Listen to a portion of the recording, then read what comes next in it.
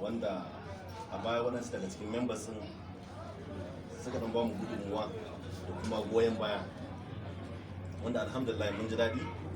Mu ga ya kamata a ce mu taso kafa da kafa don mu zo mu yi godiyar mu ko mu nemi izini wajen wannan kungiya don ta ba mu goyon baya da kuma support, wanda ko da Allah ya ba mu wannan nasara insha Allah muna tare da wannan kungiya 100%.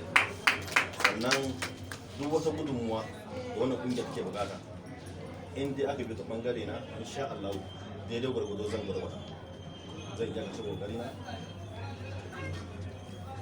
Dalilin kuma da yasa ya kamata a ce na zo shine dama in kawo takarda dan neman izini ita kungiya ta hasale mu da wasu daga cikin members din sa dan su tallata ni a cikin wannan tafiya da nake ta kwankwasiya. Dama wannan tafiya da nake dama don kwankwasa nake, kuma na ina tabbatar da kungiya duk wanda jami'a ta tsayar zan ba shi gudunmuwata da support dina 100%. Ni ba na zo na dan do or die ba, na zo ne ba don kuma dan kwankwas, kuma wannan tafiya da nake dan kwankwas nake, kuma duk wanda zan iya ta tsayar zan ba shi iya gudunmuwata iya yawan wacce zan iya. To ne nake neman alfarma da ciyaman na ce to bana kawo takarda dan neman izini ga wannan kungiya.